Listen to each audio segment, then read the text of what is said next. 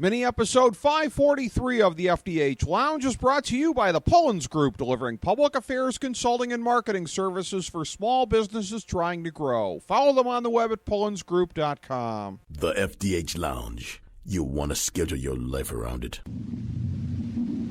A long time ago, on a gloomy, wet Cleveland spring night, two men stand alone amidst the late-night drizzle. Their voices echo across the vacant station parking lot as they debate the merits of the great American radio show that have been missing for far too long. On that night, an idea was born. That idea became the FDH Lounge.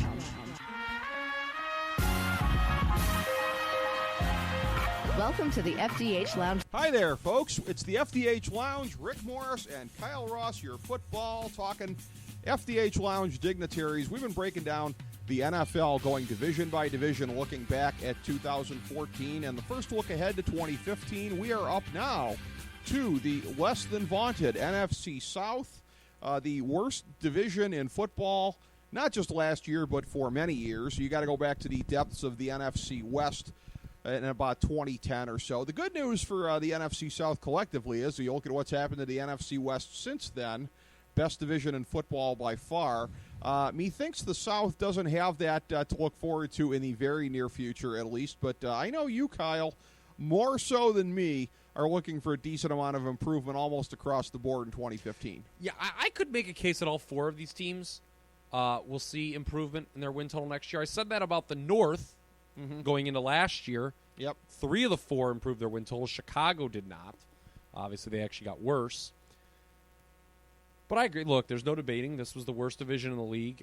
In non-division games, the record was just awful. But the interesting thing, and you know I always talk about this every year, is that for the first time in history, we had a repeat winner in the NFC South, and it was the Carolina Panthers, who we all agreed on were a clear regression candidate coming into the year. Yep. They did regress, and they still won the division because everyone was just so bad. Yep. It's hard to remember. It's easy to forget, I should say, or hard to remember, that at one point Carolina was 3-8-1. Right. And I had, they were one of my top under bets, under 8.5. So I was already assured to win with 4 weeks to go. And then they improbably won out and took the division. There's still some holes on this roster, obviously. I like Cam Newton more than most people. I don't like Ron Rivera that much. I thought that his Riverboat Ron thing was overblown. I thought he was just making smart decisions, not risky ones. I kind of agree. They had 2 wins over bad teams down the stretch, though, Tampa Bay and Cleveland. Right. And, you could really call Atlanta a bad team. Yeah. And they beat them, too. But they did see a big decline in their win total from 12 to 7. Yep. So either it plateaus or gets a little better next year. Carolina. So it's funny, whereas I was a real anti-Carolina guy this year, got my bet, and they still somehow won the division. I think, which is just so weird, I think that they proved, they weren't as bad as they played early on, but they probably aren't as good as they were the previous year or how they were on the stretch. This is a 500-ish team. Not a lot of talent on offense around Cam Newton. Oh, skill positions are horrible outside Kelvin of Benjamin. Benjamin's though, good. he got off to a pretty good start, but I don't think he was that great down the stretch, Kelvin Benjamin. That is funny that you would say that, because there's a statistic that I want to bring up. Okay, I thought you were about ready to tell me that my life was in danger based on the way you looked. No. I was. I said 5 wins, by the way, before the year for Carolina, which again looked real good when they were 3-8-1. Right. That is really the case. And again, when you look at what Carolina has done, it is very unfortunate for them that they have this ironclad rule in place that you must have a number 1 wide receiver, who was previously Steve Smith, but there can never be anybody else other than that on the roster worth throwing to. They get rid of Steve Smith. They had draft a bad Benjamin. Contract situation from the old GM. Oh, they did. They're starting to clean that up a little bit. They did. They're paying like $100 million to a backfield that really blows, completely.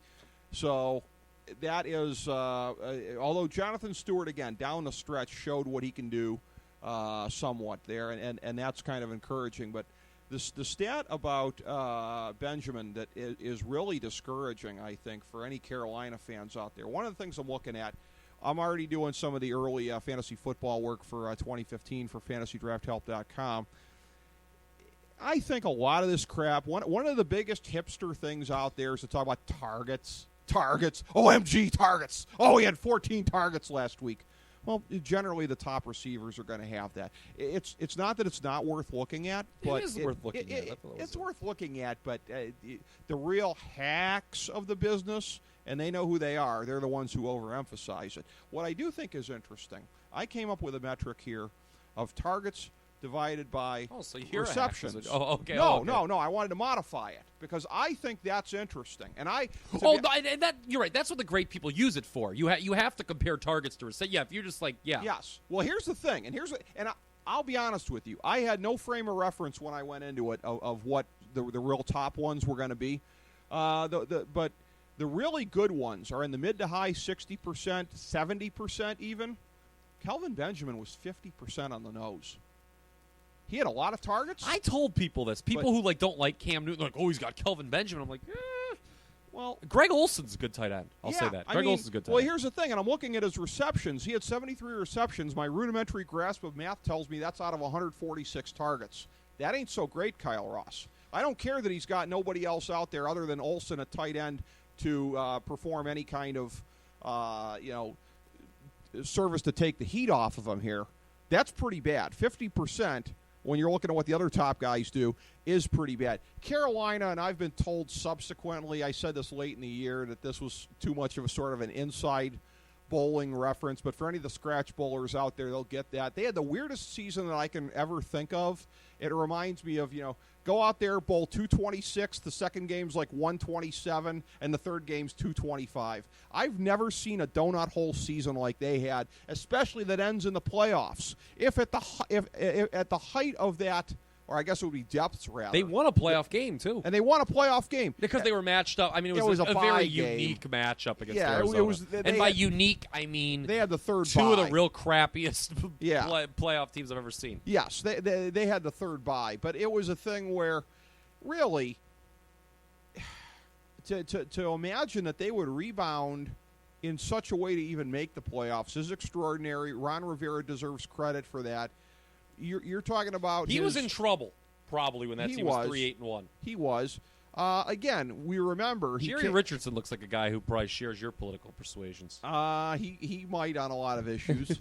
Ron Rivera is somebody that, again, for any of the criticisms you may have about him about offensive decision making, again, we must remember a defensive mind and you know what, a very good one. Yeah, we always talk about that front seven, and early on they were struggling. They got pretty good at the end of the year. We saw kind of the old Panthers front seven. I still have concerns over their secondary. I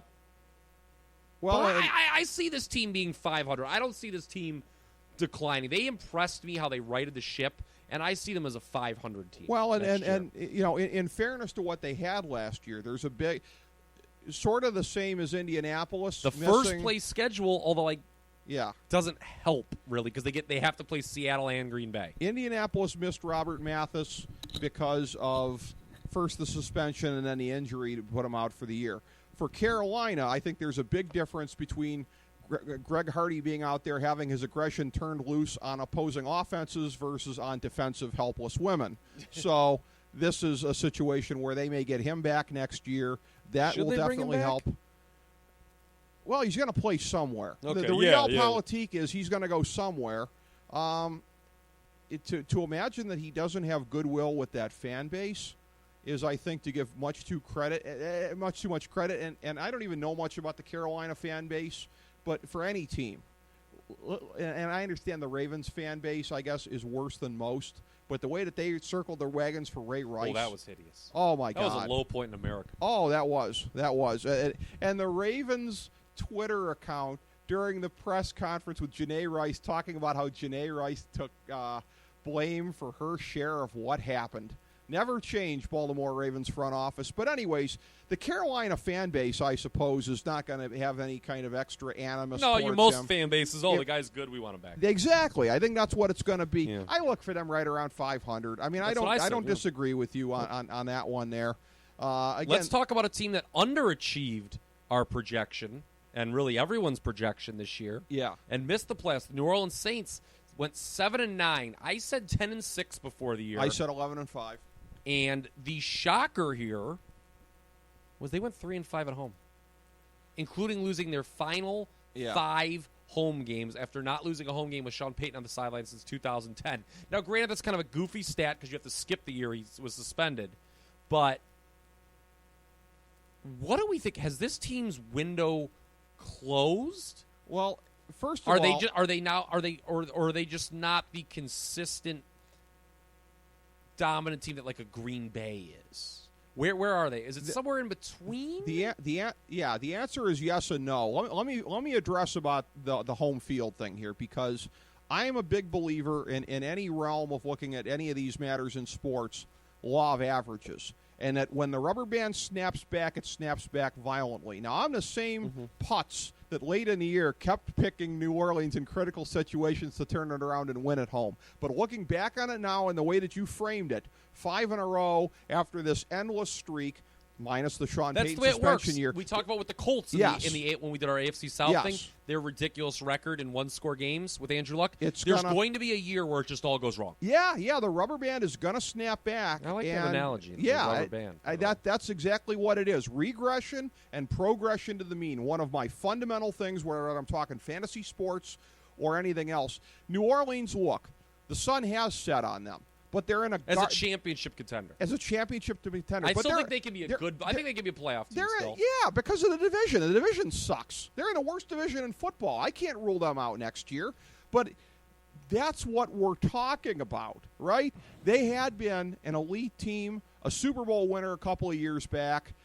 They're not that team, and they're not going to be that team again. The defense has fluctuated so wildly. Well, and because you talked about it before, and it was an excellent point about what Detroit or what Dallas was and what Chicago is. These teams that have the skill position power, but a lot of holes elsewhere.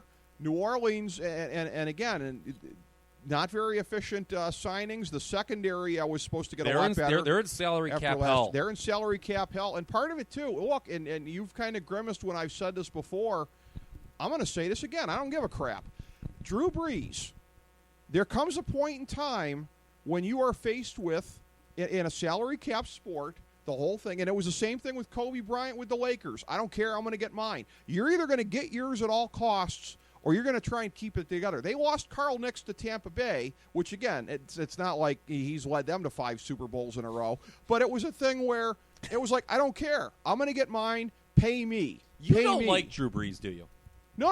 I'm basically okay with Drew Brees, but I mean as far as I'm okay with him personally. But the whole thing of like people ignore that it's the same mentality as the mob boss. F you, pay me. F you, pay like from Goodfellas. Yep. He's basically a mob boss in Goodfellas. He's the Ray Liotta of the NFL. I'm not saying he's killed anybody. Are they the same height, Drew Brees and Ray Liotta? Might be. Okay. So, I mean. They're in cap hell because he helped put them there. Yeah. And that's why. And the bad and the inefficient. I mean, the Jarius Byrd signing. The Jarius Byrd signing was not good.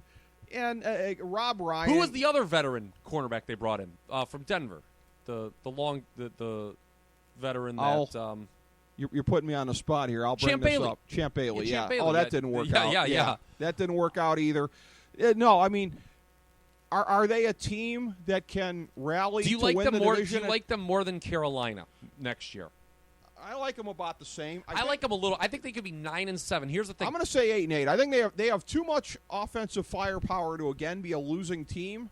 But they're probably not going to have a losing home record again. They won't. They may not just start. They're not going to just automatically bounce back to 8-0. Right. But they should have a winning home record. They also had the second worst turnover ratio in the league, ahead of only Oakland. Right. So I could see them bouncing ahead of Carolina into second place. Well, also, too, and you said we were going to talk about this when we talked about divisions with the AFC South. They play the AFC South next year, which I know you have said is going to be a boon for them. I think they also get the NFC East, which will present some opportunities. Yeah. The NFC South will not be as bad as it was this year, just because it can't be. No. Now, here's I think it'll still be the worst division, though. I think you might be surprised. So the Atlanta Falcons, Rick Morris. Yeah. I was actually more bullish on them than I think you were coming into this year, and I paid for it. I picked them to go 9-7. They only went 6-10. I said 8-8. I wasn't far back. Okay, but I thought they could be a playoff team. They had it all in front of them, a home game against Carolina, the Week 17, and they just got trounced. Yeah. Mike Smith, I'm sorry, he deserved to go. He had some real dog performances on the sideline. And I understand maybe It's very rare that you can point to several games in a year and say your coach lost you that one. There were a couple for Mike Smith this year. The Cleveland game was awful. Yes. The Detroit game in London was awful. So, I mean, I think it's funny. We just talked about New Orleans. Have they peaked? We both, I think they're on the downside of the Drew Brees era, but right. They're certainly not near the nadir. It's not Right. ready to blow things up. I think Atlanta, new coach now, Dan Quinn. Yep. Who we've talked off air. I think he's going to find out like a Gus Bradley did in Jacksonville. He's going to look around and say, oh, my God, where's Richard Sherman and Earl Thomas? Because Atlanta's defense is horrible. I think that this thing around Matt Ryan needs to be just completely blown up. I do not like this team. This is, spoiler alert, this is the one team I do not like in the division to necessarily improve next year, and I'll tell you why. Here's what's interesting. Atlanta was the only team in the NFL last year to have the best record in the so they were 5-1 in the division, best record among NFC South teams.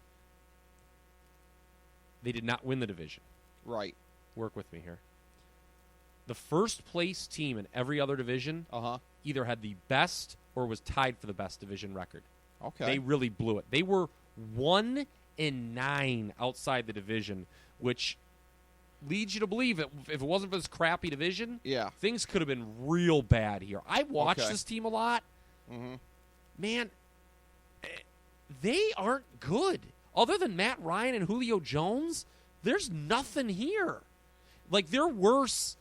They're in worse shape than, like, the Bears. Remember we were talking about in the NFC North with the Bears? All right, they have this horrible defense, but we were like, how the hell can you be that bad with that kind of skill position talent?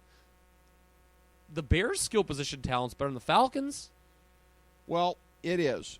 But I'm going to say this, though, and about Mike Smith. Two things in his defense here. One, first of all, and I understand, you may come back at me with my, one of my favorite sayings here, the taller than Mickey Rooney award, but the best coach in Atlanta team history. Nobody else had the success of multiple playoff appearances. He had a nice, but I mean, look, I was really critical, maybe overly critical of Atlanta when they were in their peak years, whatever that means. Yeah. Because I thought they were an overachiever when they were the number one seed, and they proved that. Yeah. This was a team that had one playoff win, and it was a lucky playoff win over Seattle where everyone admitted, wow. As recently as 2012, they got past Seattle to make the NFC Championship game. So, there you go. They had a fortunate regular season. They did. I don't know. I just think that this team, look, Matt Ryan is a guy you can't part ways with him. No. But they did a lot of win now stuff during that era, the trading up to get Julio Jones. And they didn't. It didn't pay off. No, and that's true. And that's a problem because it kills your depth, and this team has no depth. It does. They have no depth. Well, let me go back to this then. I think you may be contradicting yourself. If there's not much, I do that a lot. Okay, if there's not much, and I am great at being really anal and trying to catch people in contradictory things. Yeah, here. I know that's annoying. Okay. That's why you spent 8 years combing for Bill Clinton 1970s quotes, right? Yeah, there you go. If the entire roster is just Matt Ryan and Julio Jones, shouldn't Mike Smith have gotten Coach of the Year for getting within a game of the playoffs? They should have been 2-14 if that's all they have. No, he single-handedly lost 2 games for him. They should. If I was the coach, they would have been 8-8. But didn't he coach them above the talent level you're saying is on the roster? If they're that bereft of talent, if they're that bereft of talent, they still outkick their coverage, Kyle. You can't have it both ways. Either he cost them. They were in playoff position because of the division. They weren't in playoff position because they were good. Okay. But still. Oh, look. Oh, here's the thing. Okay. To your point. Yeah. If they had beaten Carolina in Week 17. Yeah. And didn't get annihilated then in the wild card game, Yeah. and they would have played at Arizona Yeah. at home, a team Yeah. they had beaten already at home. And They would have won. beaten them again. Mike Smith is probably still the coach. Probably still. But you have to understand, you can see why he was fired, right? I'm not super enamored of the rest of the roster. I'm not quite as down on it as you are. This is the only. Do you agree with Mike Smith being fired? Reluctantly, I do. Reluctantly, I do because, again, I think a lot of Dan Quinn. I think he's an upgrade. Kyle Shanahan with what he's going to do getting this out of the offense again, and I have already said I think Kyle Shanahan personally is questionable at best based on his time in Cleveland and in Washington, but the guy tends to get results at least initially. And he's not going to have to run a gimmicky offense here because he's got a real run quarterback. Offense. It'll be straight up. He's got one of the best receivers in the league in Julio Jones. I just don't see what else this team has. Yeah, between Harry Douglas and Roddy White, they present something. Okay, I mean outside of quarterback to receiver. Yeah. Their offensive line stinks. They don't have a good running back. Defensively, they have no pass rush. And they could get shut out of it's interesting to see at the top of the draft where they're at. Yeah. They really better hope one of those top pass rushers with some of that, because there's a lot of good front seven talent. Right. Like a Randy Gregory, right. Shane Ray out of Missouri. Right. But those guys could all be gone. Leonard Williams at USC. Those guys could all be gone by the time they pick. And, they missed out last year, too. And I do not believe they're in cap hell, though. So they may be able to tinker around. Well, they haven't made the most efficient signings either. We talked about with New Orleans. I mean, that's true. I off the top of my head, I don't think they're in as bad. Have you ever watched an Atlanta Falcons game before? Yeah, of course you have. Yeah. There have been times that I've been sitting there. I'm like, do they have linebackers out there on the field? Yeah, I can understand that, but one way or another, I don't think you'll be questioning that with Dan Quinn as coach. I think there's going to be some coach him up stuff going. Look at who he coached under. And, again, I expect them to address that in the offseason. This is my first and only gutless pick in going through all of these things here with an asterisk. Oh, I made a lot of gutless I'll say Atlanta with an asterisk to win the division at 8-8 based on what they do in the offseason. Wow! I reserve the right. Well, they weren't far off 8-8 last year. So, again, I think they stay at 6-10. Well, you said Mike Smith cost them 2 games last year. I'm saying with Dan Quinn, they get those 2 games plus the others. I don't know if I'm as big on Dan Quinn as you are. I think he's a very good coach. I think he's going to prove it here. The funny thing is, a year ago, I was more hyped on him than Mike Pettin. They were the 2 finalists for the Browns job. In the end, I wanted Pettin because the Browns have ping-ponged so much between 4-3-3-4, 4-3-3-4, and Quinn, with his specialty being 4-3, it meant you were going to take another 2 years turning over the Browns' defense, and in 2 years, Dan Quinn would be fired because that's how it goes. You turn over the defense to get your guys, and then you get fired. So I think a lot of him, but that's 3 teams thus far I've said could be right around 8-8. So this is sort of like a year ago when I picked Washington in the NFC East.